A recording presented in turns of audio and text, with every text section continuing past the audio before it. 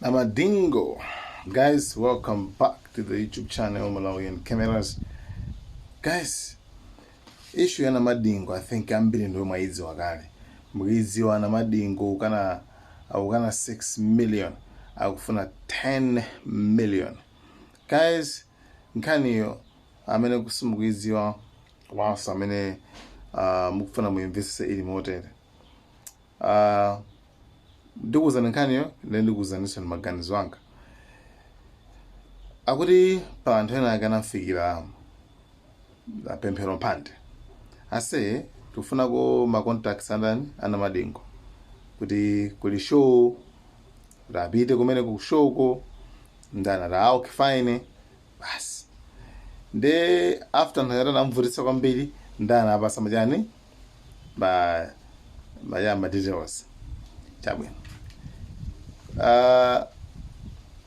Kuga bucket after ujama buka ujinchana makasema kandi booking staff chanchana de anabuka antu aja anabuka arabuka kuraga imba show kura Namadingo akaimba ku show kumene kuko. By the way nkani yo say ndikulongosera bawe ikulongoseredwa ndi Pemphero Mphande. Pemphero Mphande ndamena kupanga narrate story essay. Chabwino. Nde after wabuka atikena ko Namadingo akupanga scroll pa Facebook ta atikena kwanzona post ija. Ndi post ija iona yoti yeyo akaimba right wabugidwa anazapesa kuona kuti ati anaona kuti mene alongosera mu postamo ndi booking mene anabuka anthu aja akuti imajepa drama ija imajepa anapereka ija 6 million ija posta yo imakamba za booking ya 10 million. Okay, artist ali saka mamubuka amakhala ndi mitengo yosiyanasiyana. Amwe tikaimbira microphone basa tikangoimbira ineyo tikangotani ndikumakhala mitengo yosiyana 3 million 6 million 10 million. Namadingo yake booking yake ndimene mukiona ya mziwa na mene. Ndi anthu aja kuti molomo buka mo buka ya 6 million iyo aja na buka ya 10 million. Ndi Namadingo anauza anthu aja kuti akuluakulu post mwapereka sindizo kuti awana bwanji koma kuti post mwapanga apayi ndiya chani ndiya 10 million. It's either mu delete picture ujene yanuyo post yi advert yi mu delete kapena apayi mundonjezere 4 million, otherwise ndi kucancela. Drama yo iperekedwa kale 6 million. Chabwino anthu aja anana kuti post sayichosa ikhala yomweyo komanso Namadingo yo akaimbe si 6 million waphulira kale. Ndi Namadingo anawuza kuti ayi sizingatheke zimene zonso. Kenako Namadingo anakapanga post kukhanga kuti dinjani kuchipanga X chithunzi chija cha post chija kuti akuluakulu basi ine sinengataniso sinengakaimbeso chifukwa analongosola ngati mmene mukuona la post kuti ineyo ndakuza 10 million osati 6 million nde mukamba za 6 million nde basi something we also tinaona tosefa. Chabwino. Nde amuza kuti obweze ndalamayo within 24 hours.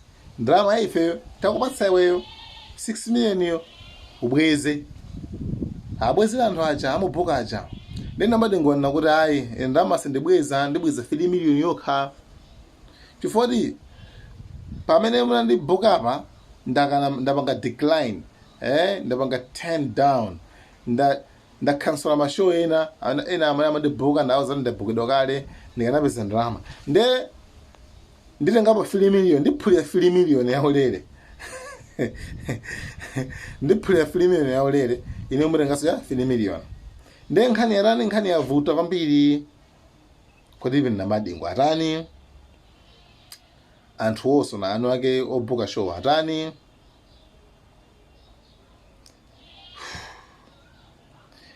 Anyway, Pemphero Mphande ndamene apanga post kuti pano nditale chabwino muganiza bwanji. Maganizo anga ndi otete.